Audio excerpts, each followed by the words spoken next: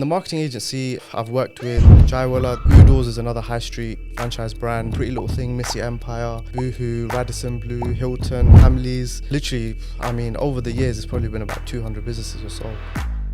So what's your goal with the podcast? As cliche as this might sound, it's just to help as many people along the journey. I was getting into rooms and I was having such beautiful conversations with people, and I just felt like this is the best kind of content. Speaking of childhood, I read that you started your first business when you were 11. Yes. Can you talk us through that? A lot of people in my school, my area, were selling drugs. I didn't want to go down that route. I wanted to go down the route of selling things that people want. How did you go about approaching and getting the foot in the door with some of the big companies like Pretty Little Thing? Honestly, email. Really? Email made me millions. You know what? If someone bought me today, I would have to go like at least.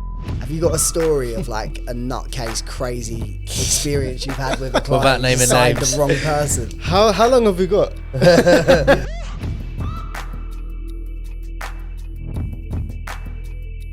Talk to me about Dubai and the marketing company, because I get told by my friends all the time, they're like, bro, because I run a marketing company too. You have an online business. Why are you even registered in the UK paying all this tax? So did you start off in the UK, start making money, then go to Dubai? Yes. So I started in the UK, and I would say the UK is still my foundation. The base infrastructure is always going to revolve around the UK, but the UAE was always an interesting market because I think a lot of our clients, they're in that space where they're interested in the Dubai market. Like I work predominantly in hospitality and retail. So some of my clients that were here, they were planning to launch there. So it was just perfect timing. And then that's how I launched, which was February 2022. I raised a bit of capital, we launched there, and then literally one of my clients opened at the same time. So I had my first client was already there. Yeah. Before I had got an office or anything, and then eventually I registered officially in Dubai. A lot of people do free zones. I went down the route of actually registering in Dubai, which is expensive, but it was worth it. And every year you have fees, which is a bit different to the UK, but I think it's good. It's credibility, and especially when you're in the media marketing industry, like people want to see credentials. So for the viewers listening, run through the benefits of having a business registered in Dubai. It depends on what kind of entrepreneur you are. I think if you're a remote entrepreneur, the benefits are definitely there because, you know, the tax-free, the element of, there's so many things, like so many benefits that you don't need to be here. But I think if you're like, obviously got a physical business, then it just depends. Like for me, for example, I can't move my whole operation to Dubai because I have a team here, I have clients here, I have infrastructure here. But a lot of these online entrepreneurs, it's a no-brainer, you know. You're actually paying the same, probably what you would pay in London for, you know, like way better living in every way. So why wouldn't you know? Yeah. So you said you raised capital for going out to Dubai.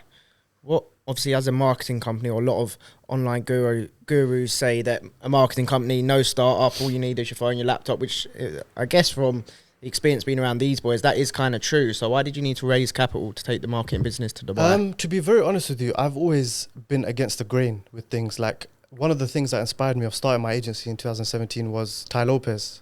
So Ty Lopez obviously at the time was pushing SMMA, this whole thing of be on a beach, work 2 hours a week. But the thing is, I was never built that way. I always knew that I wanted to work hard, and like you can't replace hard work.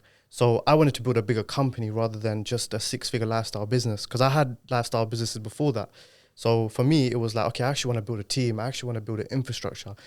So launching in Dubai, I have raised capital twice, like over my whole tenure. But the second time was when we launched Dubai, because we wanted to hit the ground running.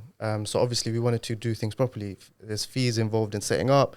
We wanted to get a nice office. We wanted to be, you know, cash flow positive there. We didn't want to have to dip in and put money every time. So that was the main thing. And we actually marketed a lot there. You know, even things like podcasts, it costs money. So you know, as a business, I cash flow it through my business. So it's a lot of things like that, really marketing and just kind of infrastructure. And of course, it also helped UK as well to grow further. But I think when your reach is now in 2 territories, it becomes difficult because obviously you need people on the ground there, you need people that you can trust, especially because I'm predominantly in the UK. So for me, that's why it was like it was a safer way of doing things. So you've worked with some pretty big names within your business. What's some of the biggest companies that you've worked with in the industry?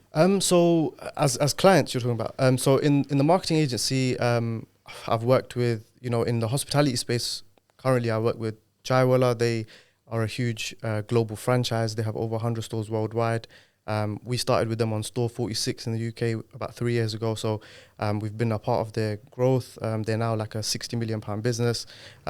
Oodles is another high street franchise brand, over 40 stores in the UK.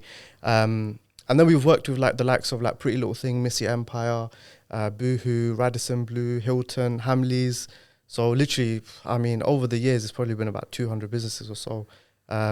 But it ranges, you know, and the beauty is like we work with businesses like small, independent, one store. You might not have heard them, but then also the global brands that everyone loves and respects. So the beauty is that we understand the nuances on both sides. So these big companies, obviously, they'll have multiple different agencies that they use for different projects, I assume. Yes. So like, yeah, obviously the conglomerates, like the Boohoos and the Pretty Little Things, that's more like influencer multiple campaigns and project-based work. What would they use you for specifically? So those bigger brands, that was purely influencer marketing. So they would come to us and say, look, we've got a, let's say, 10K budget, 20K budget. We want to diversify this budget across X amount of influencers. So X amount of influencers, we want to spread this across like maybe 50 influencers. So that's time consuming for them to find the right influencers, to make sure that obviously they're getting the positive ROI. So they would come to us for that. But then majority of our clients, they're more on retainers. So they don't work with other agencies, they work solely with us. And then we do everything on an A to Z, like on a monthly basis. Speaking about marketing agencies, we're in a similar field, different niche. So I work with predominantly med spas in the US and the UK. Agencies have a terrible reputation, especially going into 2025, because so many people have started like a marketing company from their bedrooms, and they've given credible agencies like yourselves and mine a bad name. What's your kind of thoughts on this? Do you think the whole SMMA thing is going to become unfashionable soon, or do you think it's going to keep becoming more saturated? And how do you feel a good marketing agency can stand out from the rest? You know what, to be honest with you, I don't like to discourage people, but in 2025, I personally wouldn't recommend starting at SMMA, in my opinion, because I think where the market is now, clients have also become very clever. Like, they don't want to work with people that are half-hearted. Like, unless, I mean, there's obviously exceptions to that. There's certain industries, but I know my clients, like, if I was active only 1 hour, 2 hours a week, they would not be around, and it wouldn't have been sustainable. But I think, you know, there's a lot of clowns online. There's a lot of people, agencies that make us look bad. But I think, obviously, it depends on what you're selling and how you sell it. And the ethos that I have is you have to under-promise, over-deliver. And I think people have got it jaded where they think, they hear all of this SMMA talk and they just get in sales mode, which I was like that, you know, in the beginning. Like, it was just do whatever you can to get the deal. But then you realize that actually that's not sustainable, because over time, they're not going to appreciate you and they're just going to leave you. So one of the things about SMMA online is they don't really tell you about client retention. They tell you how to build it, get to 6 figures, but then what? So I think that's the biggest issue, and that's where people need to focus more on, is actually delivering, because if you deliver good work, then you'll have a sustainable business. So true, man. It's so true, because you probably agree it's far more expensive to burn and churn, sign clients and lose them, than it is to just retain a good client over 12 months and 24 months. 100%, 100%. And I think client retention also, it helps you get into like other doors. Like, I mean, I've had so many clients over the years that are top, like upper echelon, and they're paying high fees, and obviously they're within a very close-knit circle as well. So if they recommend you to like their phone book, then, you know, the money's just going to be coming in, and obviously then you're not having to constantly have cold outreach and stuff. People are coming more to you, and that's where I think the beauty comes, is when it snowballs into that. I completely agree. I feel like as well, there's still a huge gap in the market for companies like yours, like mine, who have built a really credible name. Like, you can't fake working with people like Boohoo or like certain client testimonials. You can tell if they're authentic or not. Is the name of the client there? Can you contact that client? Is it a real business of a case study? So I feel like, yeah, the reputable agencies will always stand out above. It's funny you say that, though. It's funny you say that, because there are a lot of agencies, and I'm not going to put people on blast, but there are a lot of companies out there that they say they've worked with like certain clients and they actually haven't. And how I've realized this is sometimes I've been a fly on the wall in client side of the conversations. So sometimes they'll say, yeah, we've worked with X, Y, and Z. And then you're like, okay, so like, where's the work? Like, show us what you've done. We'll pull up the social profile and we'll be like, oh, did you do this? And they'll be like, no, we didn't do that. So then, you know, it's like you can catch people out very easily. And I think businesses on the higher level, they know, they have bullshit detectors, you know, you can't get through to them in the first place, like if you're just selling through your teeth. It's so true. There's some really audacious coaches out there as well. So I'm not allowed to say who because of legal reasons, because I had to sign some mad contract to get a refund. But me and my, it sounds terrible. He got sold, basically. Yeah, I'm so easy to sell to, man. I actually buy anything. My business partner's much more analytical, so it's going to be balancing each other out. But we spent 18K on a mentorship. Wow. And I thought, because it's so expensive, it's bound to be really, really good. And it was a really credible company. I'll tell you who they are after. You'll know who they are. Delivery, terrible. Customer service, terrible. In what way? Well, like they would take 48 hours to reply to a message, and it was never the account manager. It was a VA in the Philippines. Okay. There was no synergy with the team. So from paying for the retainer to having the welcome call, they clearly don't have notes. They didn't know anything about us. They assumed that we were a startup business. We've been around for 5 years. Just all around terrible, terrible experience. And it made me realize, if I pay these guys this high premium, I'm going to learn how to become better. It actually made me realize we're not as bad as I thought we were, or, you know, we're better than we thought we were. So yeah, I think, you know, research. Unfortunately, what normally happens is, like, there's so many online entrepreneurs, and they're not operators. Like, they haven't been in real businesses. They've been in the online education space, which, you know, hats off to them. Some of them make amazing money, right? But they don't actually know the real grit of running a business. And so when you're an entrepreneur that's actually doing that, you're not going to benefit from a lot of these guys, because you're on the ground doing it. Does that make sense? So I think sometimes we belittle ourselves, and we probably have imposter syndrome sometimes. But actually, if you're doing it, the best way to learn is actually, you know, being in the trenches. I think sometimes what they teach obviously helps and is supplementary, but it can't replace the base, in my opinion. Yeah, it's very true. Quick pause from the podcast to give a special shout out to one of our sponsors, the Rejuvenation Doctors. The Rejuvenation Doctors is a hair transplant clinic in the northwest of England, in Bury, owned by Dr. Jamie. Now, I can personally vouch for these guys, as I myself, around 2 weeks ago, had a hair transplant from Dr. Jamie. The service was amazing. It was very VIP. He looked after me. And boys, if your hairline's going back, if you're receding, if you've got that McDonald's hairline, don't wait until it's too late. Get it sorted today. Dr. Jamie's details will be in the description of the podcast. Make sure you mention that you heard about him through the Multipliers Club, and he will sort you out. Let's get back to the pod. True. So you've got, at the minute, you've got the marketing agency, do the podcast as well. Yeah. So like what basically the infrastructure I've built at the moment is, I've got the marketing agency, which is the hub of everything I do. Then the podcast is a part of that. It's like a, you know, still marketing, isn't it? Really? Yeah, exactly. So the podcast obviously helps, you know, the business in terms of leads, in terms of business development, in terms of personal branding. And actually recently I've launched another arm of that, which is Social Awaken Academy, which is online education space, because I did realize that, you know what, there's so many people out there that are just selling like terrible stuff, and they're not actually helping people. They're just signing people, and that's it. You know, they're not delivering value. So for me, I thought the podcast has always been a free way to give back. I also wrote a book recently, so actually put that in the bag so you guys can check that out. Yeah. Plug your podcast as well. Yeah, so the podcast is called Recipe to Success. I started that 2019 purely as a business development tool, and it then became something bigger because COVID hit, and my business basically plummeted at a time where it was just like most hospitality retail closed their doors, so we just had to pivot. We had to be smart. Luckily, we were very cash flow positive, but obviously, like, we just had to pause with most of our clients or go on reduced plans. So in that time, the beauty was I just had nothing but free time, and I was literally going at home. I was at home going crazy, and I was thinking, what can I actually do? And at the time, I had already started the podcast in 2019, but I stopped it after 4 episodes because I was like, so one of my friends, he recommended it. He was also in the agency space. He was in recruitment agency, shout out Sean Anderson. So he basically taught me that, listen, this is the best way for you to reach people. But then I didn't have time. I didn't take it seriously. And I was like, I've done 4 episodes. I've spent X amount and I've not got any leads out of it. So, you know, let me get back to the real, like, bread and butter. Let me get back to real sales. And then obviously COVID happened, and I was like, okay, cool, let me take this more seriously.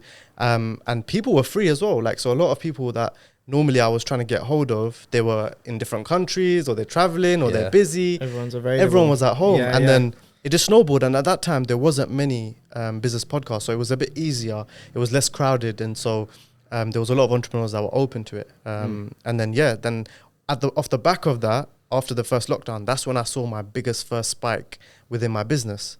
And that's when I realized, actually, there is a correlation between putting content out and signing clients and making money off the back of that. So for me, I saw it as, okay, the podcast on paper is a loss-making venture. I don't really make money from it, but actually it makes me 6-7 figures because I'm getting, certain leads, certain clients, credibility. That's where you need that funnel, because I think a lot of people probably don't realize to do a podcast properly is bloody expensive. It takes up a lot of time.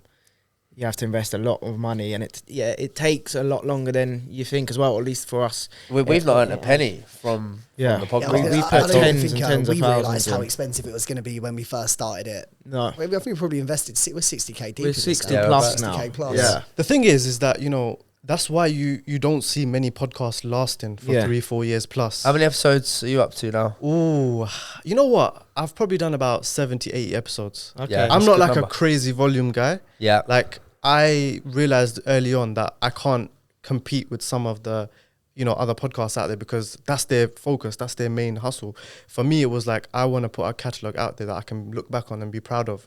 So I can look back on every episode and say, you know what, I learned something, or I wanted to sit down with that person and actually have a conversation. So like, I didn't ever want to have filler episodes, So I think that was the beauty of it. But yeah. That's kind of how we started as well, really, to get like mentored or just have, chats with 100%. people like yourself. But the beauty is that obviously, with normally when you're trying to network, I mean, I'm sure you guys get it as well, where people DM you and say, oh, do you want to go out for a coffee? Do you want to do this? And, I think that worked at one point, but everyone's so busy now, we don't have time. So when you're doing a podcast, it's like, actually, there's a equal value exchange, you know, you're getting something out of it, you're getting content, you're getting clips, you're getting all of this, and then the host and the, whoever's doing the podcast is also getting content. So it's like a mutual thing. So, and also in real life, you never get a chance to sit down with someone where they're not on their phone, where they're not distracted, where they're just, not locked in. So for me, half of the podcasts I did, I mean, I built good relationships with those people. Like, I go out to dinner with them, can go out with them, can, do business with them. So that's the beauty of it, rather than just putting out content, I think. It's a really good way to look at it, because I think in terms of our Us Boys network now is incredibly strong, and it's only just getting started as well. And it's mostly because of the pod. Like, I put an Instagram post up on my story a couple of days ago, and I'm just seeing a few of the people that commented, and I'm like, but these are like really serious entrepreneurs, and they're still the type of guys, if I meet them, I still feel a bit nervous, but they respect us now, and we respect them. It's great. When I look through like my story view, same thing. It's like, man, a few of these names are fucking nuts, isn't it? Yeah. You know what it is? Real recognize real. So when you're doing something and you're doing something consistently well, people respect that. You guys have done so many episodes now. Like, people know you're not just jokers that have done one or 2 episodes. No, you're knee deep into it. I think we're to give up loads of time. What are we on? Episode 67, Harry? 68? 68. There we are. Wow. So yeah. What's the goal? What's the goal with the podcast? I think, like, we've always I'm said... turning on to you guys. See, I'm not used to being the guest. That's how you're the podcast host. You've changed. I think we want it to self-fund itself. We don't want to make big masses of money from we don't care. I think, ironically, we will end up making big money eventually from it, but... do you guys find that it helps your, like, other businesses, other projects, or not really? I think it does in terms of, for me, confidence in speaking to the camera. Massively helped, to the point where I even sometimes interview my clients on a separate channel for HW Media. So I think indirectly it helps. We just don't really realise it at the time. I think indirectly, like, we've made money from. I'm purchasing a property. I'm just picking up keys tomorrow from a property investor that we had on. And then I've kind of joined his group, and then it's just like a chain of events. Yeah, like, there's been times I've wanted to give up, and then Luke, and I'll be like, we're not making money. Luke has like outed me and been like, mate, if you actually look at the correlation as to where certain things that you've done and where it's come from originally, it's all stemmed from the podcast. 100%. So, and also, like, not just that, but when you do podcasts, I find that even people that already know you or you already do business with, they might respect you a little bit more. Because they actually think now you've got something that they actually look up to, like, oh wow, like, he's putting out content. So the relationships almost become a bit stronger as well. That's what I found anyway. And obviously, like you said, the confidence and all of that, it definitely helps. It's true. I don't think me and Joe were talking about this on Saturday night. I don't think we realise, although it doesn't always feel like we're getting the most views, we're gradually building now. but we don't realize how many people are actually rooting for us. Like, you know, going out to a party, people I haven't seen in years, like, oh my God, I watch your podcast. You know, I was in the toilet doing a slash next to this geezer. I didn't even recognize him. He had a ponytail. I was like, oh yeah, you boys do the podcast, innit? I was like, yeah. He was like, yeah, I listen to that every week. I was like, you know, right. It's nuts, isn't it? And I said, I found it's funny, like, we had about 4 or 5 people that I didn't know that just, like, recognized us. It's not that crazy because it's mutuals. Obviously, we was at a party, but it's like they come and just eat. Every single one of them came and just said, like, hello, as if they know us. Right? They already knew us. Yeah. Like, and I was like, I've never met them before. They're just, oh, hello, da, da, da. And then they're like, oh yeah, like, I watch your podcast. I was like, oh, cool, like, thanks. But it's funny because people they will approach you more. Yeah, they feel like they know you already. And imagine, like, obviously you guys are mostly in B2B, so that's another thing, is that we don't always feel the effects of it straight away because we're not selling consumer products. But actually, if you think about it, you might belittle 500 views, but imagine 500 people in a stadium watching you for an hour long. Like, that's real quality views. Now, actually, maybe 1 or 2 of those people, they might be nurtured leads. Yeah. And actually, they feel like they know you. So that's how it happened to me. Like, so many clients reach out to me. They felt like they know me. They felt like, oh, he's someone we can do business with. That, yeah. They just want to, like, I never blatantly kind of pushed my stuff, but people will do their research. They'll think, okay, so what does this guy do? And then they'll look into it. Oh, okay, cool. And then eventually, you know, over time they become. You're up to about 16,000, I think, subscribers now on YouTube. Yes, 16,000 subscribers, which, you know, is okay. It's not good. Yeah, it's all right. I mean, we've put out a lot of content, you know, but I think there's so many channels out there and they're pumping volume. Like, so I think YouTube, it definitely comes down to volume. Yeah, volume is key on YouTube. Do you make any money from your views? Yeah, I mean, YouTube? Minimal, like, you know, maybe pocket change a little bit, but for me, it's not. I mean, it's not about that. I think probably throughout YouTube, it's probably been like a couple of grand, you know, not more than that. But like I said, for me, because obviously it's not. That's not the focus is to monetize a podcast. I think it works, but for people that are out there that are trying to start a podcast, they need to remember that there has to be a channel that you funnel the money through. Otherwise, you're just going to be burning cash, and unless you can sustain that, you're just going to get to a point where you just think, I run out of money now, and just fall off. Yeah, you're going to have to just call it a day somewhere on the line. It's lucky because there's 4 of us. Like, that's how we've been able to invest a reasonable sum of money. Yeah, we've got our businesses, And the fact that it's 4 of you is also giving you a USP in terms of what you guys do. Because, like, a lot of podcasts are solo podcasts or, like, maybe 2 hosts max. But what the dynamic you guys have created is quite unique. And I think over time you'll see that will grow. So what's your goal with the podcast over the next couple of years? Honestly, like, genuinely, like, as cliche as this might sound, it's just to help as many people along the journey, because I think sometimes one of the reasons why I started it as well was I was getting into rooms and I was having such beautiful conversations with people, and I just felt like this is the best kind of content, you know. Me, I originally I wasn't the kind of guy to pull out my phone and start speaking to a camera. I found that a bit cringe. So when it was a conversation, I was just like, this is where I shine. So I'm just having a conversation with someone and actually someone's just recording it. And that is the most valuable content you can get, because it's not scripted, it's not overly like tailored, it's just real conversation. So for me, that's the most beautiful thing. So I think just continuing that, helping people, obviously bringing as much value. And I think also just getting into higher guests, you know, next level of guests. For me, I always want to break the barriers of who I sit down with and somehow just get those podcasts, you know, rolling. Who's on the hit list? You know what? Yeah. I've done a lot of people that I really wanted. Like, I went through that list of like, who do I want? And honestly, like, I've ticked off majority of them, but I think there are a lot of people still in Dubai that I think I would want to do, like, maybe more on the non-like celebrity route, like just people that are real like the real businessmen of Dubai. Yeah. For me, I mean, yeah, cool, there's a lot of great people with personal brands and followings, but sometimes the ones that don't have a following, they're the killers. They know it, man. They know business, you know? It's like we had, I think it's because he only just came onto social media, sort of when we got him on, we had Jim Keys. He was the former CEO of Blockbuster and 7-Eleven. Okay, so yes. It's big time. I think I saw bits of that one, actually. Yeah, as big time as you can get. Like, do you know what I mean? 2 Fortune 500 companies he was sat at the top of. But I think he had, like 16,000 followers on Instagram, and just launched it that year or something. So I heard his famous story wasn't true, that I think it was, he spoke about it with you guys, I think, where people always say that he went broke or Netflix tried to buy him or something, but he said the story was a little bit different, didn't he? Yeah.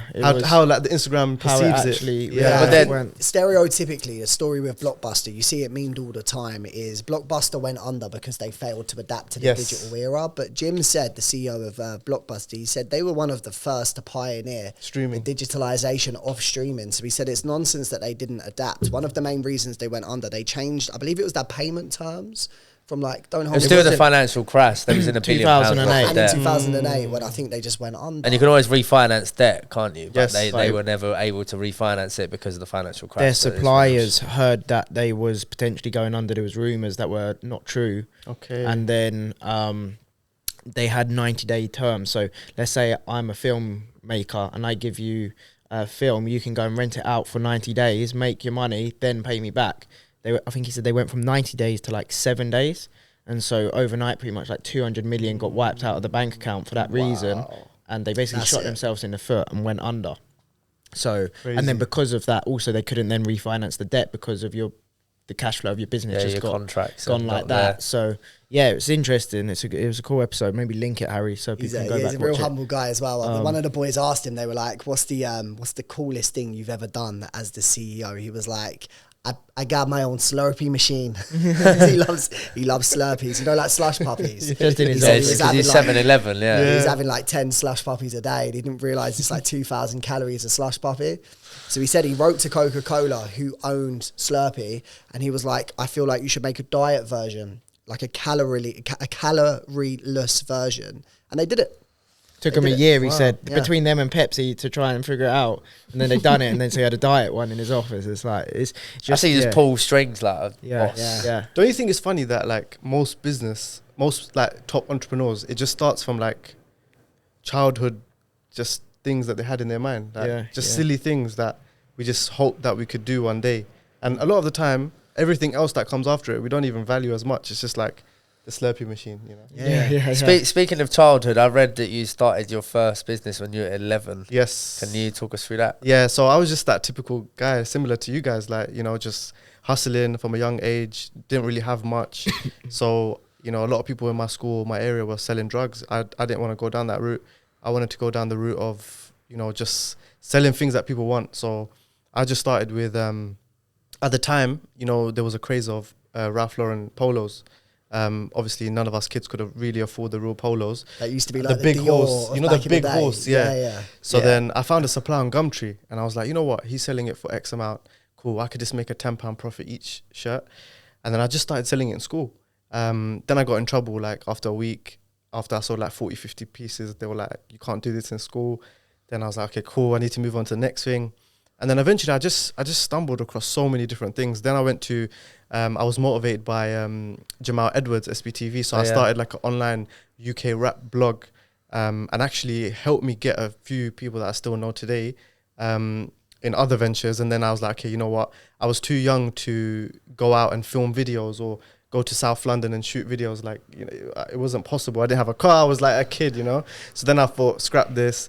Then I just literally hopped around, you know, drop shipping, clothing, loads of different things. Made a bit of money along the way, nothing too serious, but, you know, I was just like jumping from one thing whilst I was still like working in sales and the phone retail and stuff like that. And then, yeah, man, then eventually I got to a point where I was like, you know what? I'm good at something, which is marketing. I'm good at making a brand look good. I'm good at being like creating brands that there was anonymity, you know, people didn't know it was a kid running it. So if I could do that, then that worked well. And early on, I was like very early on Instagram. Before that, I was literally on BBM. So I was just always using whatever I could, whatever tools at my disposal. And then eventually I landed on Social Awaken. And that's literally the rest was history. I was in my last year of uni and that's it. Then I graduated and I thought, okay, let me take this more seriously. So after that, then I said, you know what, I'm not going to try anything else. Let me just focus on one thing and really try and build that thing. So it's just been like over 10 years of just grafting. I'm 28 now. So I started I would say my first proper business, like maybe 17, 18. Before that, it's just like, you know, ones Hustle and and twos. bustle. Yeah, whatever So you can. are you looking to exit this business? Is there an exit goal? You know what? Like, I always try to work in a way where if tomorrow I do want to exit, I have that option. So like a lot of people, they do it in reverse, where once they know they want to exit, they have to prepare their books and they have to do crazy amount of things and change their whole operation. But I always try to run it in a way where tomorrow, if someone wants to buy, they can buy. I've had offers, to be honest, but it's just, I love what I do. You know, ultimately, I love what I do. As much as client business is hard sometimes, I'm sure you can agree. But it's fulfilling. And ultimately, I think at this stage in my life, like, it supports anything else I want to do. So any other businesses I launch, I've got the infrastructure. And that was always the goal for me, was, you know, if I want to now launch my own restaurant or my own online store or whatever, I've already got the team there. I've already got the resources there. But yeah, if it's a crazy offer, then I'll probably look at it. Cash in. I'll cash in. What number would you sell for? I would say right now in 2025. Joe What if someone bought me today? Joe wants to buy a business.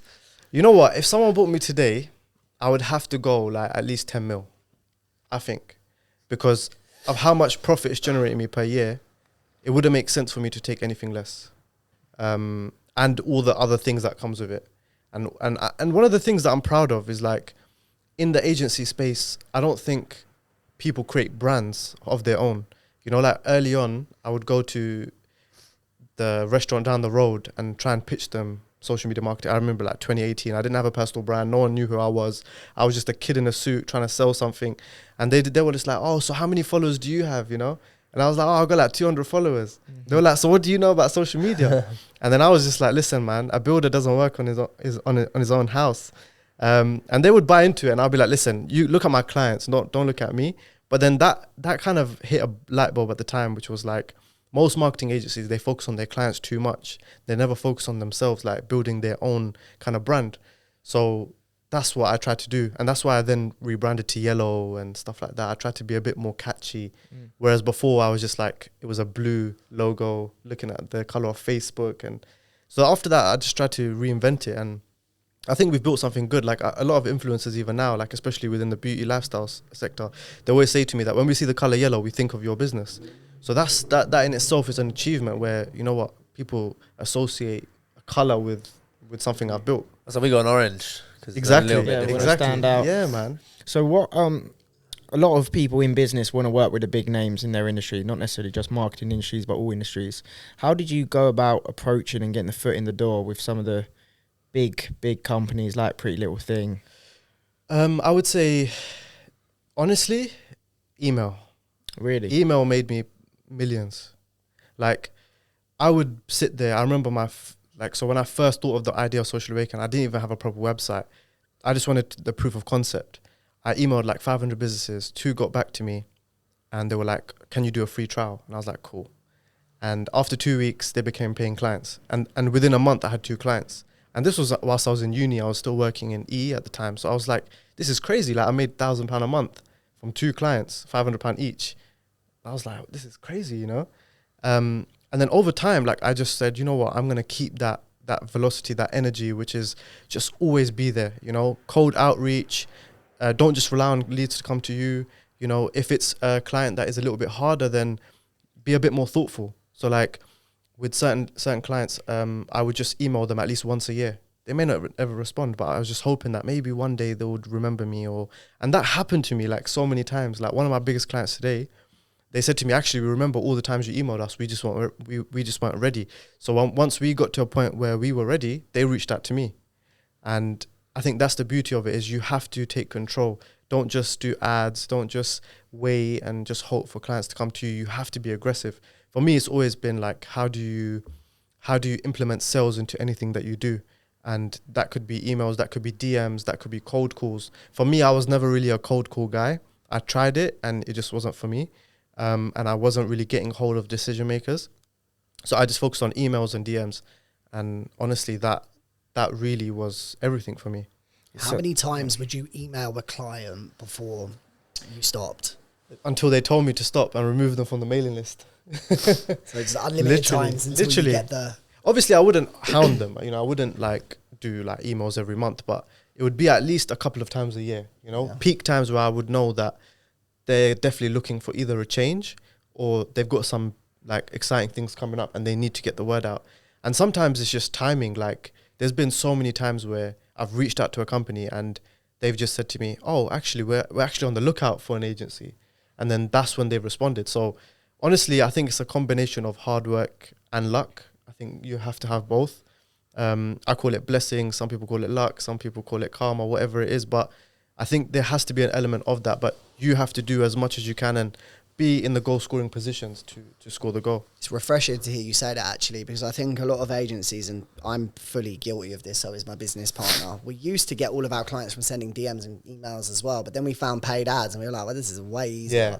So now we spend a bomb on paid ads. We don't do any outreach, and we do sign clients from it, but it's the most expensive way to acquire a client at the same time. For sure. I think it depends on your model, you know, like for me, it's all physical businesses mostly. You know, there are e-commerce, but you guys, I guess more your model is more ads, right? So you can basically have people in that ecosystem, and then, you know, everything's more automated in a way. You know, you've got a process. Whereas I think with physical businesses, it's a different hustle. Like, you know, they've just got different problems. Like, they're not trying to get traffic to their website. They're trying to get bums on seats in the restaurants or in the hotels or bars or whatever it is. So it's like, to do that, I think you have to kind of be you have to like get yourself in a position where they're paying attention to you, you know, and that could either be personal branding. I think personal branding now, I think, is the way, in my opinion.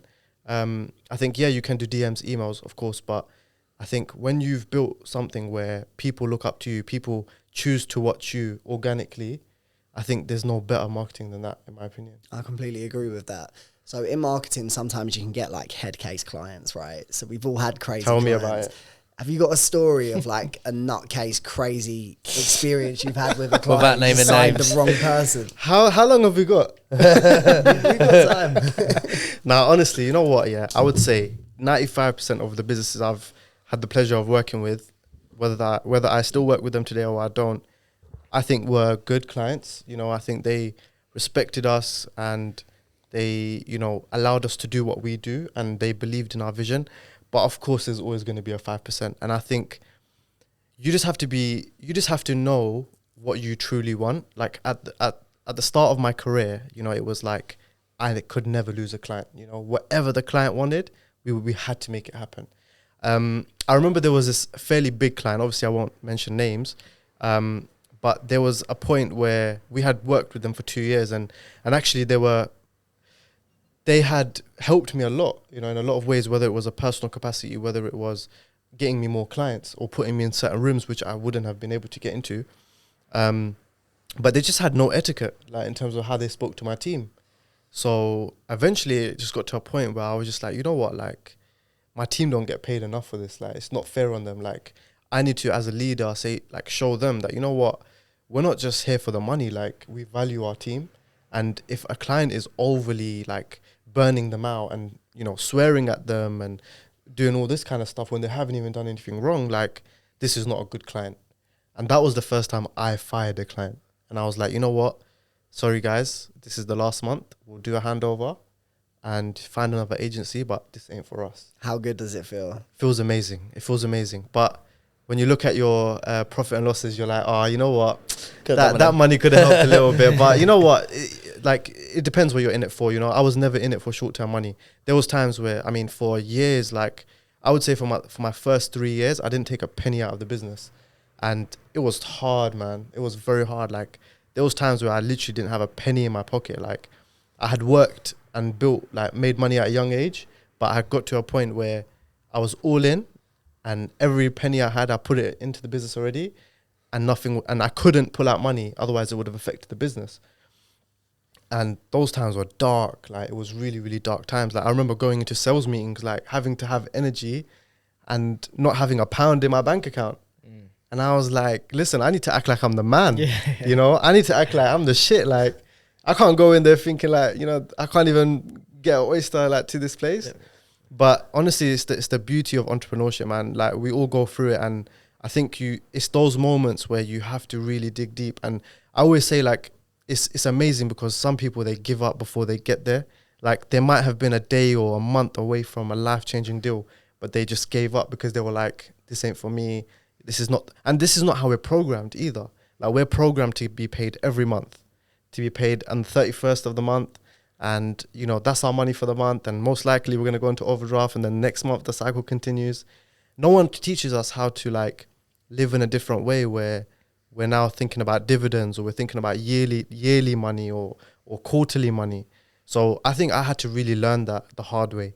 And I think that was the biggest blessing I ever had, because after that, I realized, you know what, like I can't lose this shit. Like with everything I've built, like I need to make sure I stay motivated enough to not get complacent. I think a lot of people get complacent in the journey, and I just never want to get complacent. I always try to just count my blessings and just try and achieve more, really. When you were going through that transitional period and you were unable to pay yourself for quite a long period of time, what was it that motivated you to keep going? Why didn't you throw in the towel? You know what? It was just self-belief, to be honest with you. Like I remember like early on, like people just didn't believe in the concept either. Like I remember I was trying to get investors early on, because I was just like, you know what, maybe it will help me, you know, if I have a bit of support. Because I think in business, like, yeah, cool. I mean, a lot of these online gurus teach you can set up a SMMA, you can have zero money, you can do all of this. But I think in reality, when you're in business, you need cash flow. You know, you need, if you want to scale, you know, especially like I never wanted to be in the trenches of delivering work always. You know, I wanted to have the best people that were doing the best tasks for themselves, but you have to have capital for that as well. So I think you have to just be smart. Like me, I wasn't smart. I was just a risk taker. You know, I was all in, and I had no other option. Like it was either going to work, or I was going to go back to in a corporate job, which I would have never wanted. So for me, it was like, okay, I have to do this. And I think when you put that pressure on yourself and you don't give yourself an option of this can't fail, like you're naturally going to win. But having said that, in those 3 years, did I think about giving up? Hundreds of times. I remember like my mum like saying to me, like, this is not good. Like you can't live like your life like this. Just go get a job. So many people, man, like so many people in my life, people that I cared about, they'll say, listen, just go get a job. Just be normal, man. Just be normal. And I was like, nah, I can't do it. And then, yeah, like I think you just push through. You remind yourself what you're doing it for. And for me, I never wanted to live an average life. I always wanted to achieve bigger things, not just for myself, but because I wanted to give back to my family who never had the money. I wanted to, you know, build a life for my kids, for my future wife. And I think that was always my mindset, was I need to break the curse. I don't want to be the kind of person where my kids grow up in the same place that I grew up in and have the same problems that I had. I just wanted to, like, you know, just break the curse. So for me, it was like, okay, cool. If I fail, it's fine. I need to be successful by the time I'm 30. If I don't, then I'll throw in the towel. But if I can do something before 30, these are golden years that people don't normally maximize or utilize. So I'm going to do that. And that's what I did, man. I just worked my ass off for like 10, 12 years.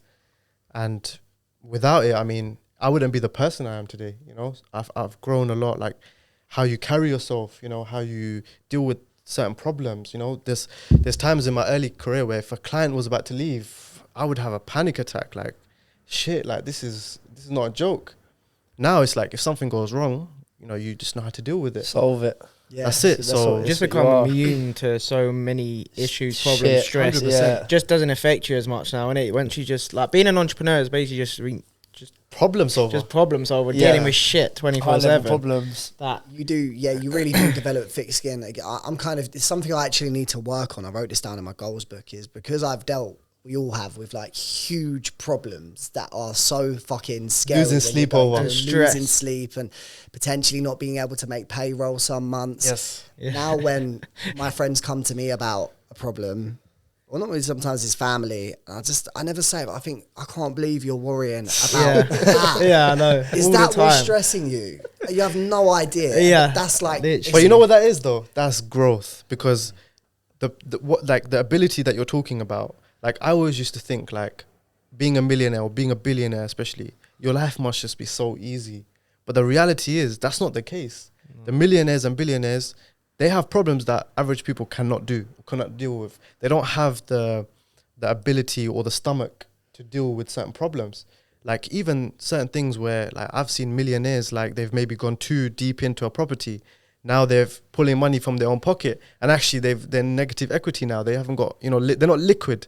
A lot of people are not liquid, and a lot of people get crippled. You know, doesn't matter how much net worth they have, but they get crippled. So I think like that mindset of, oh, you can deal with any problem, it's because you've grown, like, and you're dealing with bigger problems. So in order to get to that level, you just have to be able to deal with those problems, I think, most of the time. It's so true. I think I need to be more emotionally, not emotionally intelligent, but I'd say I need to work on empathy. Emotionally aware. More like, because I'm aware of it, but it's like I don't feel the emotion towards certain people when they tell me. So I need to work on empathy. Maybe I'm a psychopath. Sounds like it. Like, you know, Listen, you what do they say? The empathy, first step is self-awareness. Yeah. So at least you're self-aware. Of course. Yeah, for sure. So what would you say then in terms of like your agency, right? Because you work with some huge household names like Pretty Little Thing, etc. If you don't mind, like, would you talk about the kind of retainers these huge companies pay in comparison to like small SMMAs? Yeah, sure. I mean, look, I can't go into too much because obviously there's client confidentiality, of course. But for like, so the way that we structure it is there's two types. There's monthly retainers and then there's project work. Project work can be, there's no ceiling, right? Could be a big company that says, listen, we've got 6 figures, we want to do this. But then they're only there for a period, right? They're only there for maybe 2-3 months. Then they might not come back to you till next year. But then the monthly retainers is where really the stability comes from. And for me, that's the bread and butter, which is just working with clients on a monthly basis. So to answer your question, I mean, there's clients, the way that I've structured it, to be honest, is I don't ever want to price people out. And to be honest, sometimes I shoot myself in the foot because I work with businesses maybe of a size that maybe we shouldn't work with at this point. But I just remember like the guy I was when I started the business, and like my mission at that time, I remember writing my mission statement, which was I want to help businesses of all sizes grow and realize that social media is the best form of marketing. Obviously, fast forward today, everyone knows that. But at that time, people didn't know that. So that ethos, I just never wanted that to change. I just wanted to be able to help that family business that has one store that actually they're doing decent. Maybe they're making 50, 60K a month, but they want to get to 70, 80K a month. And that 10, 20 grand is actually going to be life-changing for them. So I never wanted to price those people out. So to answer your question, I mean, it varies, but it starts off at maybe $1,000, 1,500 a month, which is super affordable for most businesses. And it goes all the way up to like 10, 20K a month, depending on obviously size of business. And of course, depending on deliverables, what is actually involved. We don't just price people because of who the brand is. A lot of people do that. They just see a big shiny brand and then they just charge them accordingly. But a lot of the time those brands know what they're doing. So, you know, the way that we do it is based on what we're giving them in return. So at the end of the month, they don't have those questions of, have you done your work? The biggest complaint I even hear in Dubai especially, they say the most hated people are real estate agents and then social media companies because they're the biggest salesmen. Yeah, it makes sense. In Dubai, it's synonymous. Like businesses don't trust agencies. Like they just don't anymore. And you have to literally go against the grain to even earn a little bit of trust. Yeah, it's so true. Something that what we shifted in the sales process is I don't brand myself as the sales director anymore. I brand myself as the growth director, right? Nice. And in the presentation when speaking to a potential client is we are not a marketing agency, we're a MedSpa growth partner. So trying to position not being better, but being different. Yes. Because everyone says they're better, but if you can be different and you have 3 clear pillars on what your differences are, I feel like that's how you can come across as standing out from the rest in 2025. Definitely. And the beauty of what we've both done is that we've not been a jack of all trades. Mm-hmm. You know, for me, I don't know about you, but me personally, I started off as a jack of all trades. Like, I just wanted to work with anyone who would pay me. Everyone does. Oh, Any Yeah. line of business, you just take whatever. And you it was can get. unintentional. Like me, I always did love hospitality, but I didn't intend to only work with hospitality. It was just I was attracting those kind of clients, and I enjoyed it. And I thought, you know what, this is me. So then, same way with you, like you know exactly who you're targeting. So the fact that you're a specialist within that field, you already have value. Yes. It's so much easier when you understand the market you're in. Yes. Because you come across more as an expert. I mean, I was the same as you. In our first year, me and Luke, we had a funeral directory as a client, a roofer, a driveway How do you sell a guy. funeral directory? I don't even know how that happened. I think he came through as like a I didn't referral run or ads for them. something. Yeah. We built him a website. And I remember he was the guy who told me during the pandemic, he was like, don't you ever let anyone tell you that the pandemic isn't real. He said, my business has flourished in this pandemic. Wow. You know, and that kind of put it into perspective. I just think it's a very like morbid business. You'd have to be like a very kind of That's I a don't know one if fucked soulless up is job. the right Yeah. word, but you know, That's a fucked up it's a job, real man. tough industry to be in. That you have to be really like tough skin, man. Oh yeah, I couldn't do it. You got to be a bit tapped in the head. Yeah, a little bit, Yeah. 100%. I think so. Remember the one with who was it? Maradona. Those guys that took a picture of Maradona, Oh, and then they got fuck, yeah. killed. Like they got 2 killed, days didn't later. they? They found in a dumpster. Yeah, Yeah, because they so took a remember picture Maradona of like died? Maradona in the No in the way. coffin because that's their job. Whatever they was preparing his body, and then he got killed. They got killed. Fucked. Dodgy job, mate. Don't go get into the funeral business. Mind you, though, it was who is it? I was with a friend of mine. He was on a like networking event, like where a private jet company had invited him out to play golf. So he said crazy businesses there. He said one of the richest ones there was they had just exited a funeral business just after COVID. And they exited for like ridiculous numbers. Like You know what? Yeah, ridiculous like numbers. having said that about the funeral director, I think sometimes the businesses that are not glamorous, Yeah, they're the best ones. they are. Oh, man. really? Well, wants to do that you're as always well. going to need a funeral funerals. Yeah. Like, do you know what I mean? People are So always guaranteed to die. yeah, that's one thing. They'll never go out of business. Yeah. He said that with a straight face. He's not lying. What's next for you then? Are you looking to branch out into? Obviously, I know you got 3 sort of pillars at the minute. I know you mentioned earlier that when you've got cash flow coming through the business, that you could open a restaurant or open up a cafe or whatever. Have you got any goals for the future to do anything outside of marketing or social media? Yeah, you know what? I've actually had a restaurant. Like, so within my journey, I had a restaurant. I sold it in COVID. Just a bit of a side story, and that actually gave me the understanding of being on the client side. That actually helped me a lot because I didn't understand otherwise what it's like to be on the client side. But now I think where I am, I don't think I'm looking for like too many new kind of business ventures at the moment. I'm just more focused on what we're doing with our main business. I think sometimes you can stretch yourself too thin. Like I've already launched now the online education space and, the book. And honestly, that was a grueling process, like very, very hard. I respect authors so much more now. Let's talk on that quickly. So I've got it in my hand here for those watching on YouTube. Looks good. It's called You Are the Brand. Yes. What is it? How many pages is this? It's a thin book. Yeah. I wanted it to be an easily digestible book. Is it on Audible? It's not on Audible yet. Okay. I'm going to wait for the 1 year birthday. When did you release it? I released it in November time. It was around November time. So it's interesting. So last night I couldn't sleep. I was hungover and I couldn't sleep. It was like 1 a.m. And literally I was thinking about, because I've already plotted a book that I'd like to write. And I was thinking about how I could actually just make it happen.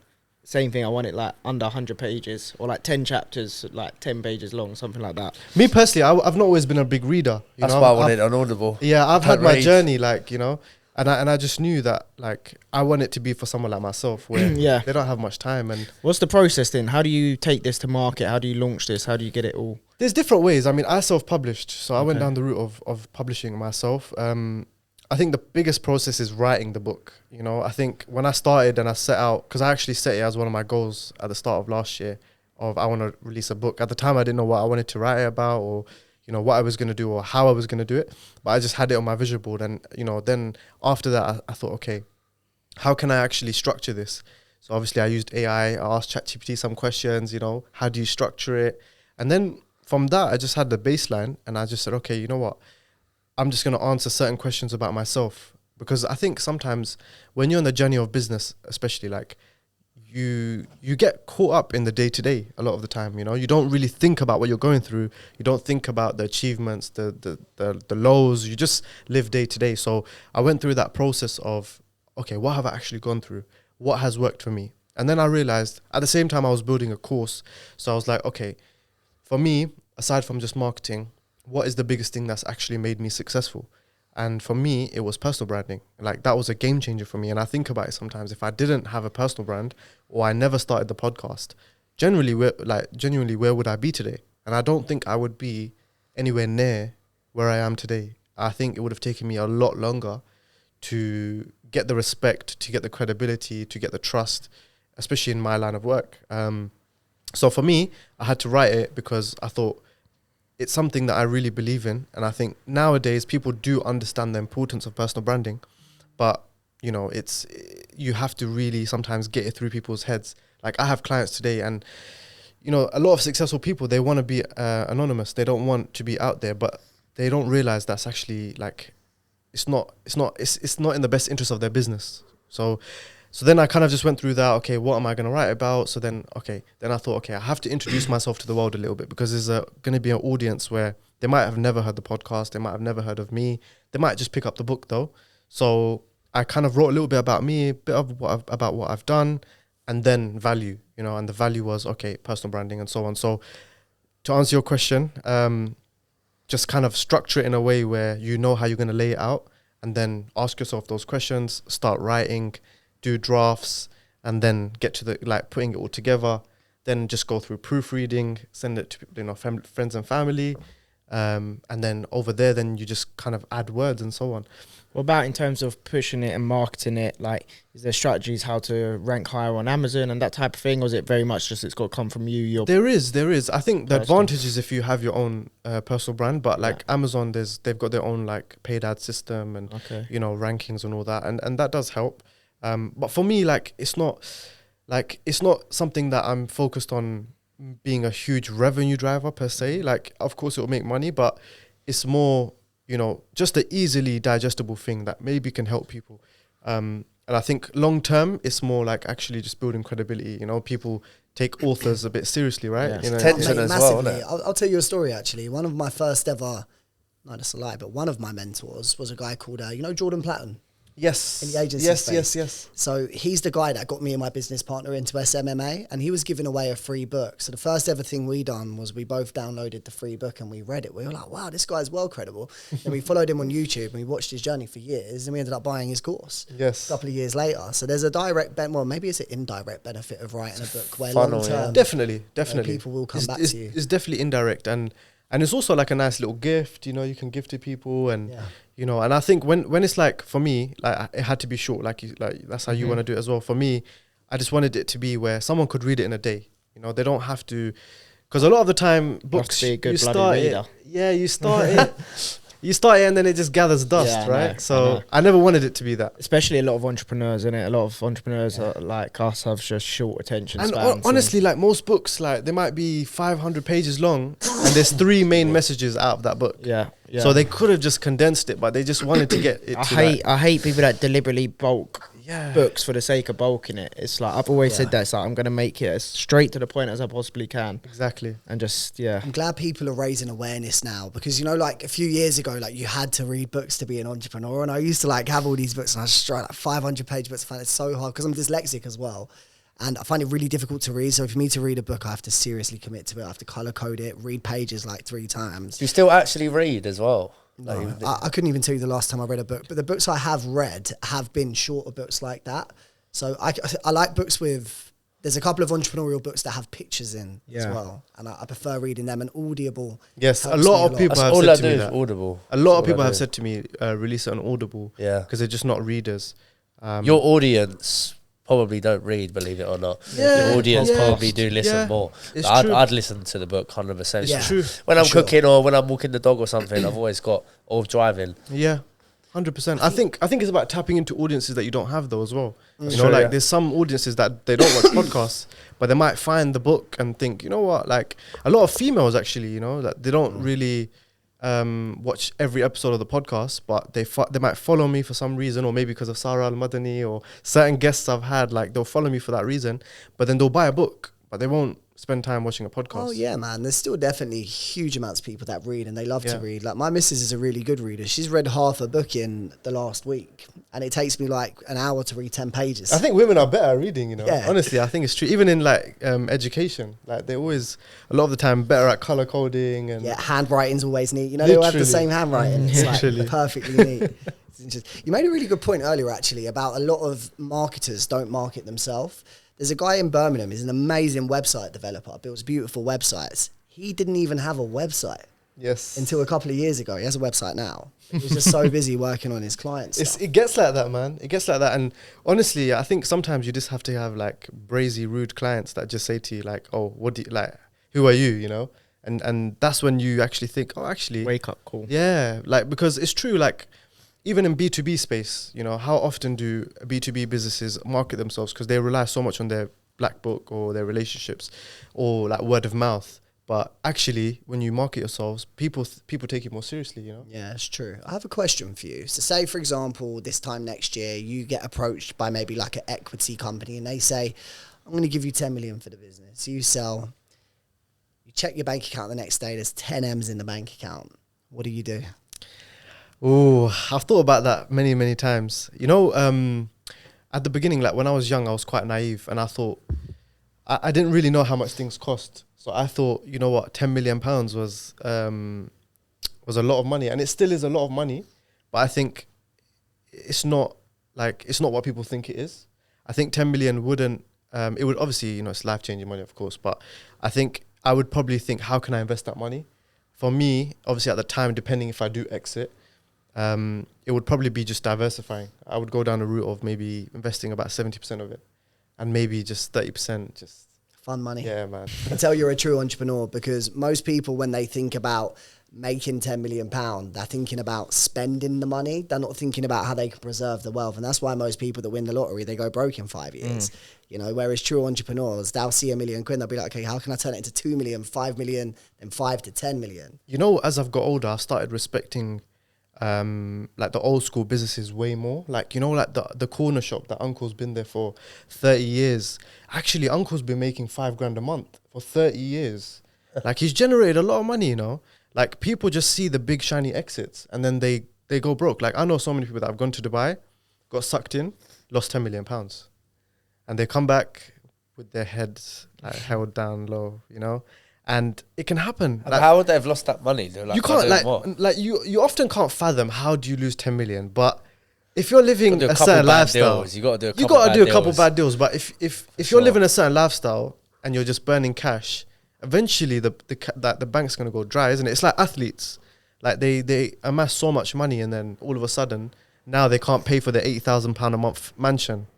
You know, If you're going to blow it anywhere, it's definitely Dubai. Dubai or Vegas. Definitely easily. Dubai. The problem is you get sucked in. You get sucked into that lifestyle. It's impossible not to. Yeah. I try to stay away from the yachts too much, like, you know, just. That's what would scare me about moving to Dubai, man. But you have to be strong, man. You have to be strong, because, like, you know, me, what's worked for me is dipping in and out. Like, I haven't moved there permanently. I just go like every couple of months. So because of that, I just know, okay, I have this much money. I'm gonna stay within this. But when you live there, everything becomes about convenience. I remember, like, I had one of my staff members from Dubai come here, and she didn't know how to fill up a tank of petrol. She genuinely didn't, bless her. Like, she honestly didn't know. Like, I said to her, can you fill up? She's like, how do I do that? Because they literally do everything for you. So what happens is you get sucked in. So now you think you're all good and you're from the UK and you're used to doing things by yourself. But actually now you want petrol delivered to your house. Now, like, you know, you want a maid. Now you want a nanny for your kids. Now, you know, you got this fancy subscription. So it does happen. But I think if you go there with a mindset of, listen, I need to stay within my means. I can enjoy, but, you know, within reason. Like, even the most successful people there, they're not going partying every day. They're not going clubbing every day.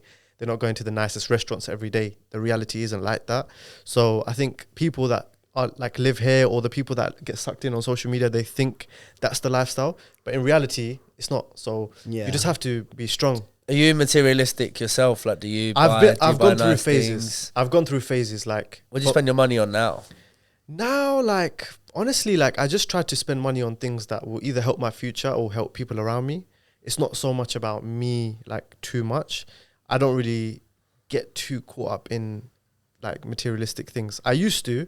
There was a time where obviously I was a poor kid in a poor neighborhood and that's all we wanted. But I think once you get a taste of it, you realize actually it doesn't taste that sweet. And now in London, you can't wear a nice watch. You can't, like, have nice things. Don't want to. So what's the point? Flashy anyway, yeah, what's the point? And the reality is, I don't know why, but when I was a kid, I used to think, listen, when I make a certain amount of money, like, I'm going to be chilling.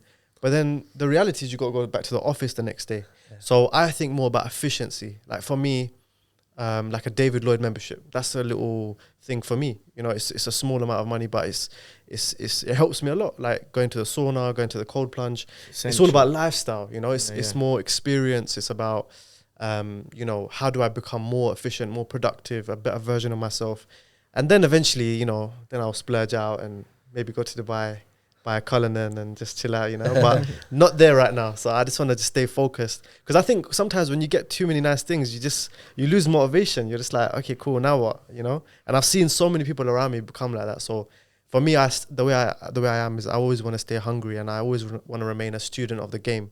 Like, no matter how much money I make, at the end of the day, it's numbers on a screen, isn't it, nowadays? It's not even cash. It's just like digits. So you don't even feel it as much. It's a game. It's a game. For me, I'll tap out probably 100 M's. Then I think, you know. Till you get there, and then it's Then like, you'll fuck be it, like, let's go for the exactly. billion. 200 M's. Then someone else got a nicer house, you know. Yeah. Then the missus Bigger is saying yacht. to you, now, what are you doing? You know? It is just a game, though, isn't it? Like, you have to enjoy it, and I think entrepreneurs, that's the thing with entrepreneurs, is that's the difference maybe from what you'd call like just a traditional business owner. Entrepreneurs just love business, just love, like you said, if you got 10 million, it's not even just about making more money, it's just the fun of buying businesses, learning something new, doing more deals, meeting new people, and yeah, it's just fun. It's just It's so true. I see life as a massive game. I see it as you've got a limited time here. You don't know how long that time's even going to be. Have fun with it, take risks, build companies, sell companies, lose all your money, make it back again. It's fun. I think if you see life as a game, it takes away the seriousness of it, and you're more inclined to just take that risk, you know? It does. And I think also, like, when you really go down the cracks of it, like, for me, I wanted to always become successful for other people. It was never for myself. It was for my kids or for my parents or whatever. But in reality, they probably don't even want that. Like, people say giving your kids too much actually disadvantages you, you know? Like, they don't have the same hunger or whatever it may be. But you still want to do it, you know? And I think some of us are just wired that way. We want to achieve extravagant things, and we're willing to work for it. You know, a lot of people, they'll just look at Instagram and see the CEO title and think it's glamorous and think it's cool, but they wouldn't want to, you know, walk in our shoes. They wouldn't. That's just to add, I feel like 80% of people who have the bio as CEO, you're not a CEO, bro. You run a freelance marketing company. You're your own team. You don't have a team. Why are you a CEO? It is interesting though. I think like I've had it with people that like aren't that close. You say, oh mate, you're smashing. Like they don't know what I'm doing, but they just say, oh, you're smashing it. Like, oh, they want to be in your shoes. Da da da. But then the people closest to me, like my closest mates, they're like, mate, fuck being you. Like, that's shit. Like, it's you're always the grass ain't greener. Yeah, like, do you know what I mean? The people closest around you, like, mate, fuck that. Like, do you know what I mean? It's unpredictable. It's long hours. It's stressful. It's big risk. It's hard. Like, it's genuinely so hard to run a fucking. You know what? The business amount with of a sacrifice you have to make is endless. Like, by the way, I don't want to be scaring people off business. You know, I feel like we're being quite down, but it's the reality. You know, I think most people don't talk about it. They talk about, you know, become financially free and all of this, which is fantastic. But there has to be an element of teaching people the reality, because then otherwise when they get to the real taste of it, they give up and they think, oh, this isn't what I expected. So you have to also sell them, listen, this is the reality. If you're willing to make sacrifices, I can't remember how many birthdays I've missed, how many funerals I've missed, how many weddings I've missed, you know, how many important days I've missed. Like, you have to deal with those consequences as well of, you know, your parents being upset with you, of not being at certain places, or certain family members looking at you different because you weren't there, or it's like that, you know. You're going to go through trials and tribulations where you're going to doubt yourself. You're going to say to yourself, listen, is this worth it? But you have to be willing to do that. And I don't think anyone who's achieved hyper success, yes, the new money, new online era might be slightly different, but I still think that's the minority. I think most hyper successful people have made massive sacrifice, and you know, it's risk to reward ratio. Like, you have to sacrifice something to get something in return. If you're a man who all you care about is family, all you care about is spending time with your loved ones, business ain't for you. That's just the reality. You might get there where you can now put your business in an autopilot and you have systems in place and team members in place, and you get to a point where you have freedom. But majority of the time, if you're starting with nothing, you're not gonna get there till maybe 5-10 years. It's so true. It's so true, so much time. And I've realized, I don't know if you boys have experienced this, but I feel like when you put in super amounts of work, say you wake up extra early or you stay in the office extra late, the universe rewards you for it. Like, I had it Friday night last week. I was in the office till nearly 1 a.m. speaking to this potential client in California. Obviously, that 8 hours behind. Yes, that's a hustle. I banked the deal today. It banked. Congrats. And I thought to myself, if I didn't take that call at midnight, most people wouldn't have taken that call at midnight. That deal would have never have happened. And on the flip side, there's been days where I've slept through my alarm and I had a really shit day in terms of luck. So there's something special about the universe where I genuinely believe it rewards you when you work hard. I think also you're 100% right. And honestly, I've had countless of those situations as well where I used to get a kick out of being the last person in every building I went to. I leased offices over the years, right? So different places and stuff. And literally, if I wasn't the last person to leave, I wasn't happy with myself. Like, everyone had to be out. The only light in the office had to be me. Whether it was a Friday night, Saturday, Sunday, whatever it was. And I think that's the beauty of it, is you have to enjoy it. You enjoy it and you understand the responsibility that comes with it. Like, if you put yourself in that position of taking that call, it might not go your way, but it might go your way. And a lot of people, they don't take that risk, and they have to overly kind of, they have to communicate to other people. Why, like, people are going to say to you, why are you in the office on Friday at 1 a.m.? Do you not have a life? And over time, that might sink in. You might think, you know what, actually, fuck this. Like, I'm not going to stay in the office till 1 a.m. Like, all my friends are partying. So it's how you separate yourselves. It's not only the universe rewards you, but the reality is you're the minority. 99% of your friends, they're not going to do what you do. They're not going to stay in the office till 1 a.m. So they're not going to get the deal, and they don't deserve it either. So it's like a kind of weird, like, law of attraction thing in the world. There's also a delay with it, which is the hard part. I think when you're first getting started is, I think sometimes certain people just aren't willing to put that work in. Certain people that say they're willing to put the work in, they start putting the work in, and then they don't see the results straight away. They don't see the results within the first 6 months. And bear in mind, even though a month in the grand scheme of things is short, whilst you're in the moment of doing hard work day in, day out for a month, it seems so long. By the end of the month, most people give up. Most people give up dry January, their diets, their fitness regime. We're most fickle, people, aren't we? hard work. Whatever it is they said they're going to do, a lot of people give up within a month. So to actually do something solidly for 6 months or 12 months, what you can achieve after, if you've put in that work for 12 months, the results you start to see after that 12 months, they then start to kick in. But most people just don't see it out for long enough. But they're not in it for the right reasons, though. Yeah, that's the or the problem. self-belief, I think, also kills a lot of people off. Maybe it wasn't their idea. It wasn't their. They've just heard someone else do it, so they've jumped on kind of the bandwagon. So then that dies out. That fire dies out very quick. I think. I think also, like, a lot of the time, if you look at those people, like, they want it because they want something. Like, they want a watch, or they want a house, or they want something like a nice car. They're in it for the wrong reasons. Like, a lot of the time as well, we often compare ourselves, and I think that's the biggest challenge that I would say Gen Z and millennials have, and obviously Gen Alpha, beyond, Beta, or whoever. Like, they're gonna have this challenge, which is you get to see a fake reality constantly on your phone. So, like, how many hours in a day are you consuming a fake reality? Like, obviously social media makes us money, marketing makes us money, but the reality is that there is a downside of social media as well, which is, we see what people want to show us. So we think that entrepreneurs are successful. We think that the norm is to be successful in business, whereas the reality is, go look at HMRC stats. It's not pretty. So there's a lot of obviously lies out here if government stats are not adding up. So it's I think you have to remind yourself why you're doing it. If you're doing it because you just want a nice little watch, or you want something just so you can impress someone else, you're not going to last, because it's not, your hunger, your purpose is not deep enough. So when you're actually going through the shit, you're just going to think, F this, like, I don't want this, this is not what I signed up for. You have to love it. So you have to, like, really enjoy it. And I think, a lot of entrepreneurs say, like, you got to love what you do.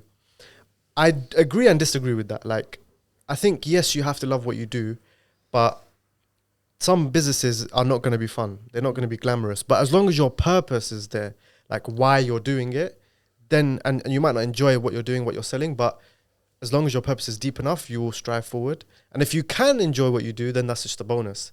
Then actually, it becomes easier when you do have still love marketing. I do. I love the fact. You've got both then. Yeah, I love the fact that, like, one of the best feelings I have is, like, one of my biggest clients, they have stores across the country. Like, go into a store nationwide and seeing that shot was taken by us, or we shot that picture, For me, I get kick out of weird stuff like that. Like, it's not actually the money that they pay. It's what have we changed? Like, what have we done in this world? Like, what are we going to leave behind? I can tell my kids about that one day. Like, listen, see this place, they've got 1,000 stores. We were there when they were at 46 stores, and we did this. And the CEO calling me and telling me, oh, you guys have been an instrumental part of our success. That for me is true love, I think. And if I didn't, I think the minute I stop enjoying it, and it becomes like too much of a burden or a chore, I think that's when I would probably think, you know what, it's time to sell or time to move directions. That's like me. I love the bigger picture of what we do. I love taking, someone's house and turning it into like an incredible, their main home, their forever home, something super special, high end, and like seeing what you can actually, the difference you can achieve within a property is like unbelievable when a client's willing to invest the right type of money to do things properly. But at the same time, like being on a like a property site that's just half empty, that's just everything's being gushed out. Yeah, a lot of people don't want to be in that construction site. The process, the operations, all of that it's messy. It's hard and it's tough, and dealing with the clients. So it's like I love the end result. I love the starting when I first meet them, and I love the end result. The middle process is I don't like operations, to be honest, like at all. So it's but because I've got such strong love for properties as a whole and transforming them, then it just keeps me I think there's always going to be a dark side in it of any business that you do. We're never going to enjoy every part of it, right? Where there's always going to be, like me, I don't like spreadsheets. I don't enjoy spreadsheets. Like I don't like doing financials. I don't like certain things legal, going into courtrooms. Like me, that's not my department. I don't enjoy that. I don't get any joy out of that. So I just don't deal with it. I focus on what I'm good at. And I think over the years, you have to refine yourself in that way, where at the beginning I had a bit of an ego. Like I thought, I have to be Rambo, I have to be able to do everything. I have to be the best at everything.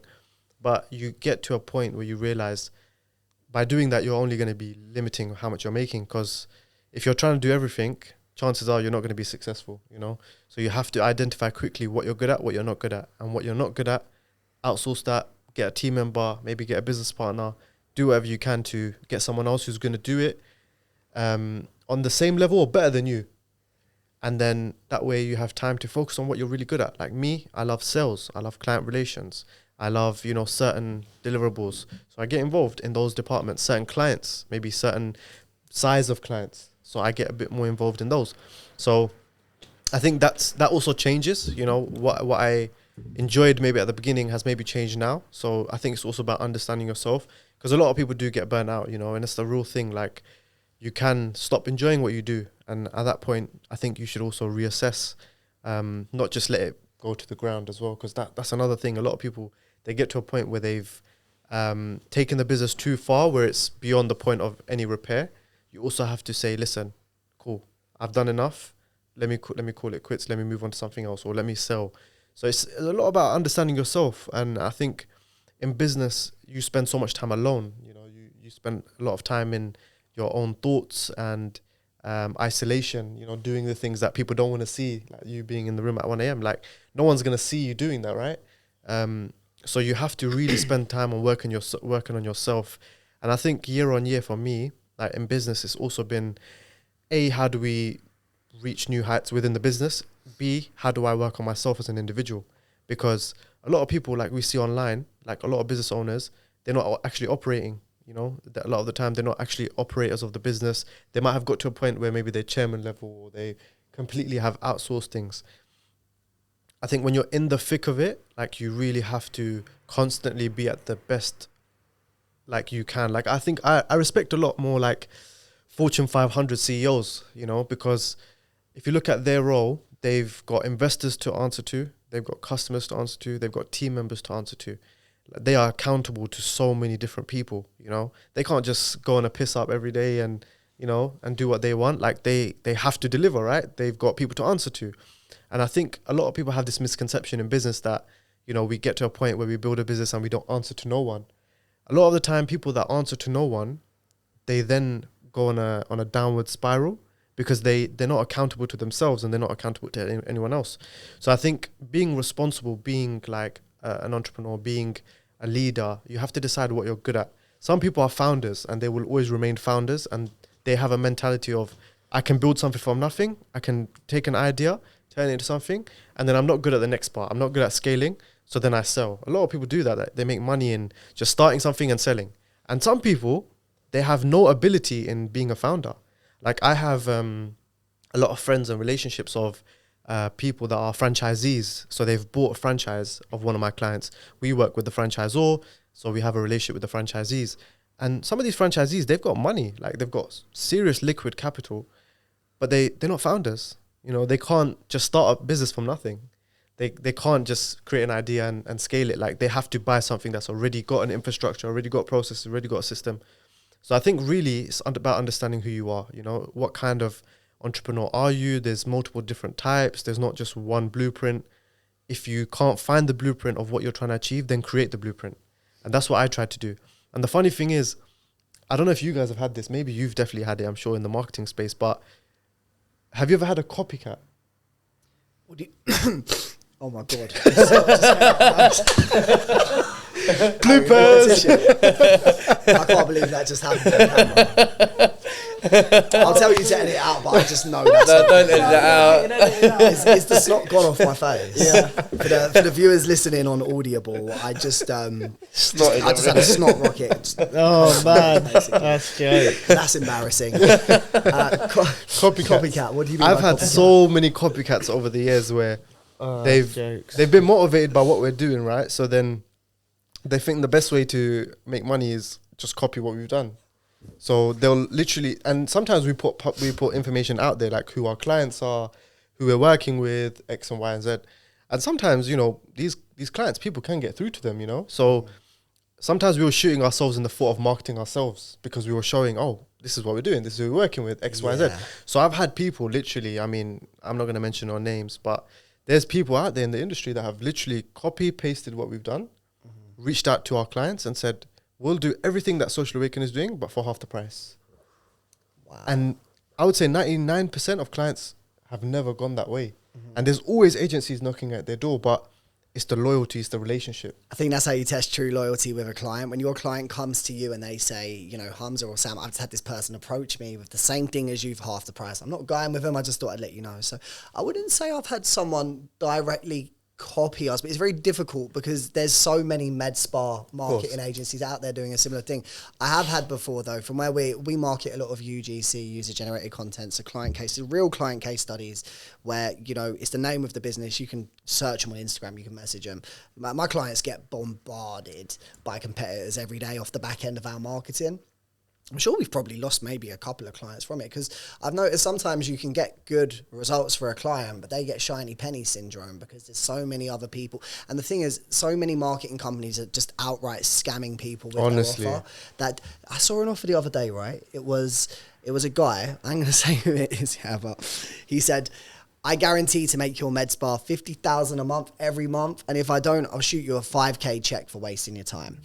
You cannot guarantee that. It's a great marketing playbook though, isn't it? It's a great hook. They'll get clients. Oh, yeah. But it won't get retention. You know where, like, this is what clients don't see, and I tell potential clients this when they jump on a demo with me, because we're transparent as hell. I just say, look, if you read the stipulations in that contract, it's not worth the paper it's written on. And so many people fall into those traps, and that's what is giving marketing companies a bad name. I mean, you can't, it's society as a whole, isn't it? We've all got shorter attention span nowadays. So like, is there snot on my face? No. You're good. How we never got any tissue. But yeah, I mean, we all fall victim to that, where, you know, it's that short attention span. Someone has to say something in the right way, in the right manner, and it'll get our attention. And it's unfortunate. I mean, people do get burned a lot online. I think you just got to be a bit more calculated and really just do your due diligence, you know? You can't just sign up anything you see. You got to research who you're studying from, who you're working with, and so on. So you're building a community at the minute then, are you? Is that on school? Yes. I'm building a community / ecosystem, I would say. Today it's an online course and a book, but eventually I want to get to a point where there's other trainers, you know, there's other people doing things for the academy. I think we're in a world where, you know, there's too many scammers. It's honestly the truth. Like, and for me, I never wanted to, honestly, like, I used to look down on course gurus. Like, I used to be one of those guys that would say, listen, like, who are you? Like, what have you done to sell to this person to say you are an expert in this field? And I in my head, it was like, I never want to do something like that until I get to a point where it's clear that my credibility is there, my trust is there, and I'm not doing it as a sole financial vehicle. Like, I'm not doing it to be rich from making courses. I'm doing it because I actually know what I'm talking about. We've actually genuinely helped a lot of businesses, and there's people out there. So my kind of thought process was, we can't work with everyone. We can only work with a select number of people within our industries, within our localities. Whether that's UK, Dubai, that's it. But what about the rest of the world? I can't work with everyone. I can't necessarily market everyone. But there's businesses in the US, there's businesses all over the world, man, Malaysia, wherever you want. Like, I don't know, the opportunities are endless. So for me, it was like the podcast, I would see like where people are watching it. Like sometimes it would be the most random places, like, parts of the world that I never thought I would reach.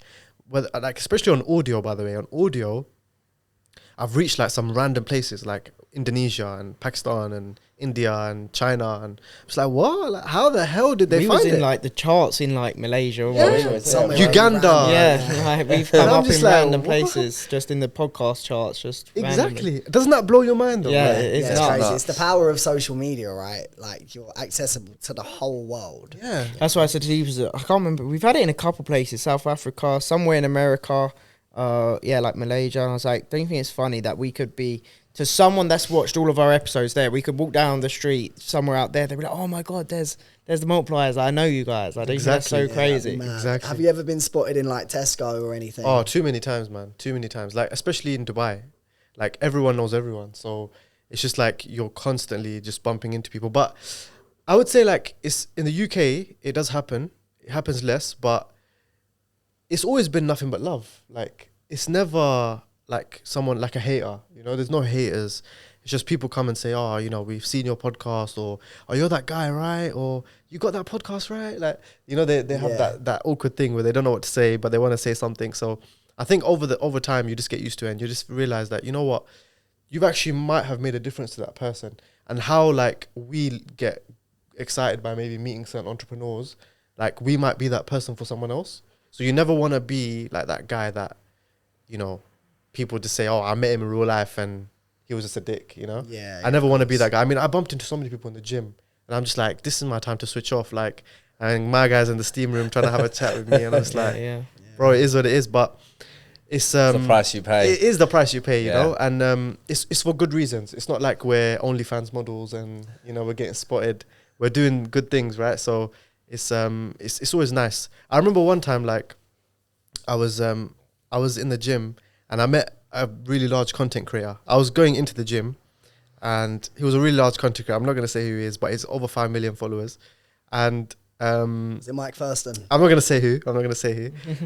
But it was just literally in my local gym, and I was quite excited to see him, because I followed this guy for a while, and the guy, like, the way he was moving, it was like he was so paranoid. Like, he was just looking around, like, anyone spotted me? Then I was like, oh, aren't you him? And he's like, yeah. I need to go. And it's like, okay, cool, man, safe. But it's just like, I understand what he's going through, but I just never want to be that guy. And I think it gets to that point where people are just, it's understandable, they don't want to be disturbed, especially when you're a major celebrity, but you I don't know. You have to put yourself in that position at the end of the day, innit? So you do. They say that don't meet your heroes. Like, that's a real thing. Like, have you guys ever had like a guess where you just thought this guy was a knob at the end of it? To be honest, I don't think we really. I think every guest we've had, we've actually got along with really well. That's really There good. was a couple of people. even if there's disagreements, isn't it? Yeah, there was a couple of people I thought would have been a bit of a dick, And then when I met them in real life, they were really nice. That's true. That does happen as well. I think I've had a few where maybe I didn't get along with them as well, or maybe they try, like, a lot of like unreleased maybe episodes where, like, maybe they had a complaint and you're just like, why didn't you say that before, But it happens, I think with anything that you do, you're going to come across people that are a bit more arrogant, or maybe they're feeling themselves a bit too much, or maybe they just didn't like the way that they looked that day. Yeah. So it's understandable, but you never want to be a diva, Oh yeah, of course. I get it sometimes with my marketing agency. I've got some like really high profile clients. Like, one of them, I won't say who, but is married to a world famous boxer. So, for example, not necessarily her, she's really nice, but I've got other clients who have been married to like footballers and stuff, and sometimes the way they throw their toys out the pram over literally like the smallest thing, which is sometimes a misunderstanding, is crazy. But I've learned to become really thick-skinned to it. I'm really good with dealing with emotional women. I know how to like diffuse it in a really good way. You know, it's like, all women emotional? You say emotional women? Yeah, like most of my clients are females. Okay, let me not get in trouble. Yeah. Yeah, so like, for example, I learned this. It's like, are you having a good day today? She said, no, I'm having a good day. Are you feeling a little bit better than you were yesterday? Yeah, a little bit better. And then like, you're slowly kind of, it's like NLP to get them into a positive mindset, you know? You know what it is? That's a skill though. Like, I think being positive is a superpower. Like, I've been thinking about this a lot recently, which is like, we can choose to live our lives in two ways. You know, we can choose to live our life in a positive way or a negative way, a half glass full mindset or a half glass empty mindset. And I just feel the latter doesn't fulfill us, you know? What's the point of being constantly negative? You know, it's only gonna harm yourself. Like, you're the one that's gonna get, at the end of the day, you're gonna feel most affected by it. If you choose to live your life in a way where you constantly see the positive lens on life, yes, you don't want to be delusional, but just try and find the positives in every stance. And if you do that, you'll be happier. And it draws people into you as well. It does. Makes situations so much easier. You're a ball of energy for other people to rely on. 100%. Listen, we've covered a lot, so I think we will wrap it up there. But you plugged your podcast already. For the listeners, plug your other socials and also your book. You Are the Brand. Where can people get this from? Yeah, so it's exclusively on Amazon. You can search it by just writing You Are the Brand on Amazon. It will come up, probably the second or first product there. You can also search on my Instagram where I'm most active. I am Humza Zahoor. You know, everything's in my bio, TikTok, LinkedIn, wherever you want to find me, YouTube. I'm everywhere. So wherever you want to find me. I think if you guys enjoyed this episode, definitely come and check out my page, because I'm really focused on now just giving back. You know, it's not about making money. It's not about just, you know, the materialistic things. It's about how do we help one another? You know, for me, what motivates me, and to end it on a bit of a dark note, like what motivates me the most is how many people will show up in my grave when I die. You know, like really and truly, like how have we truly impacted people? Not just a surface level where, you know, they might send us a Christmas card or they might just send us a message once a year, but truly who have we touched? And that's all I'm focused on now for the next decade, is just really value. I've been blessed and fortunate enough to have worked and changed my life to a certain degree. And so now I just want to really help the next generation. And I think the new problems that the generation have today, we might not relate with, but there's a lot of things that they can learn. And there's a lot of resources out there which we didn't have per se. Like, I think in my time when I wanted to learn from people, I didn't have any mentors to start out. You know, I had to watch Tony Robbins. I had to watch, you know, people, the GOATs, right? But at that time, we didn't have the resources that we have. So, yes, there's a lot of scammers, but there's also good guys out there. I'm trying to be one of the good guys out there. So, if you guys do want to learn anything marketing-wise or personal branding, then hopefully I'm your guy. I love that. Appreciate Thank you so much, Good Humza. finish. Thank you, guys. Really appreciate it, man. It's an honor. Thank you. I really enjoyed You're young and humble. Yeah, for sure, man.